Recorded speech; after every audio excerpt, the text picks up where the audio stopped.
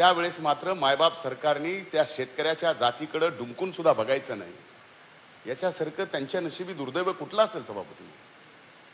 सरकारने आव्हान केलं, दुधाचा धंदा शेतकऱ्यांनी चालू केला.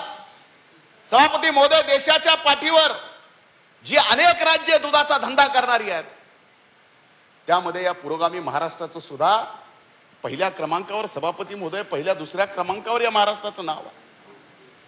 पण आज हा दुधाचा धंदा पूर्णपणाने मोडकळीस निघाला.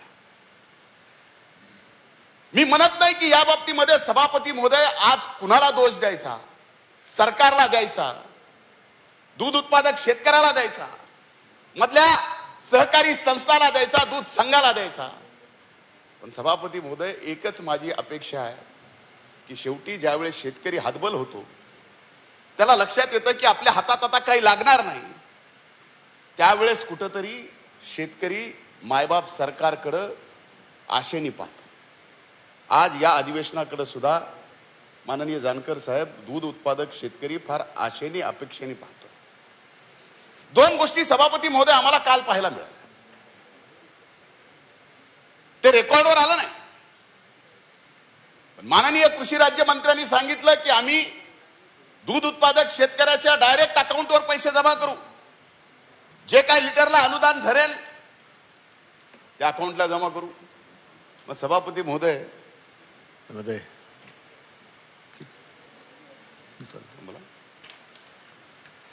पण माननीय मुख्यमंत्र्यांनी काही वेळेतच सभापती महोदय सांगितलं की डायरेक्ट अकाउंटला पैसे भरणं आम्हाला अडचणीचं.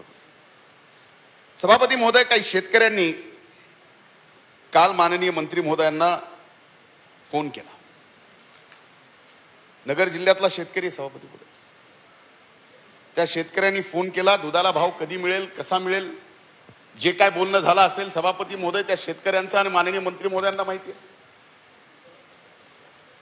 पण एखाद्या उद्विग्न शेतकऱ्यांनी सभापती महोदय जर माननीय मंत्र्यांना दुधाच्या बाबतीत भाव विचारण्यासाठी फोन केला तर सभापती महोदय, त्या शेतकऱ्याच्या बापाला रात्री 55 वर्षाचा बाप पोलिसांनी उचलून नेलं. सभापती, ही नगर जिल्ह्यातली घटना. हे सरकारला शोभणार आहे? अरे आमचं चुकलं तर 50 फोन आम्हाला सुद्धा सभापती महोदय शिव्या श्राप देणारे येतात. तर सरकारला तर शिव्या श्राप या ठिकाणी घ्यावंच लागतील. तुम्ही जर चांगलं काम केलं तर सभापती महोदय, या शेतकऱ्यांनी 14ला डोक्यावर घेतलं ना, तुम्ही हसायला लावलं, आजच्या दिन येणार म्हणून सांगितले. पण आज सभापती महोदय, का रात्रभर त्या दूध उत्पादक शेतकऱ्याला फक्त दुग्ध विकास मंत्र्यांना फोन केल्या म्हणून त्या शेतकऱ्याच्या बापाला सभापती महोदय पोलिसांनी अडचणीत आणलं, याचं सुद्धा उत्तर सभापती महोदय या ठिकाणी आम्हाला कळायला पाहिजे. 2च मिनिटात थांबवत नाही, परंतु आपल्याला सभापती महोदय, मी 2च मिनिटात मी या विषयावर 2च मिनिट माझ्या ज्या मागण्या आहेत त्या मागण्याच्या ठिकाणी सभापती महोदय या ठिकाणी बोलणार आहे. 26 जून 2017ला सभापती महोदय शासनाने परिपत्रक काढलं. गाईच्या दुधाचा दर 27 आणि म्हशीच्या दुधाचा दर 36 रुपये जाहीर केला. पण सभापती महोदय, हे दर आणखीनही शेतकऱ्यांना मिळाला नाही. 8 महिन्यापासून गाईच्या दुधासाठी फक्त 17 रुपये दर मिळतोय. लिटर मागे 10 रुपयाचा खोट सभापती महोदय शेतकरी सहन करतोय. 3 मेला शेतकऱ्यांनी मोफत दूध वाटपाचे आंदोलन केले. मग सरकार काय त्यावेळेस बघत होतं का? त्यावेळेस सरकारला लक्षात आलं नाही की हा शेतकरी उद्या आंदोलन करेल. म्हणून सभापती महोदय, माझी सरकारकडे एवढीच मागणी आहे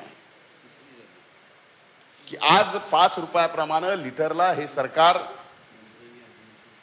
दूध भुकटीला 50 रुपये, आणि तेही 2 महिन्यासाठी उपयोग नाहीये माननीय मंत्री महोदय.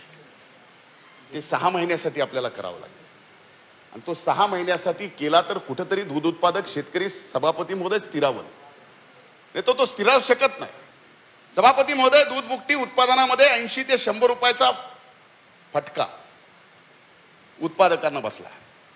50 रुपये अनुदान तुम्ही या ठिकाणी जाहीर केलंय. ते 50 रुपयांनी काय होणार? तुम्हाला निर्णय करायचा आहे तर खरंच मनमोकळेपणाने मोठ्या मनानं दूध उत्पादक शेतकऱ्यांसाठी तुम्हाला निर्णय करावा लागेल.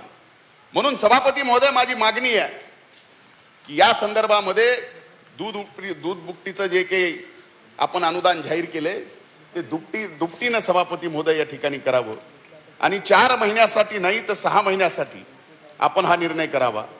ज्या इतर उपाययोजना सभापती महोदय आम्ही या ठिकाणी आता सुचवतोय. परवा दिवशी आपण बैठक घेतली, आपण प्रामाणिक प्रयत्न करताय मंत्री महोदय, मग नेमकं घोडं कुठं पेंड खातं हेच कळत नाही. सरकारला जर मदत करायची सभापती महोदय तर आज शेतकऱ्याची जी गरज आहे ती मदत झाली तर शेतकरी समाधानी आहे. सभापती महोदय, राज्यातील दुधाचा दर्जा निर्याती योग्य नाही, निर्यातीच्या निकषात राज्यातील दूध बसत नाही. टेट्रा पॅक मधून दुधाची निर्यात करावी लागते, ती सोय सध्या राज्यातील कोणत्याही दूध संघाकडे नाही. मुळात आंतरराष्ट्रीय बाजारपेठेत दूध बुक्की आणि बटरचे दर सुद्धा सभापती महोदय खाली पडलेले आहेत.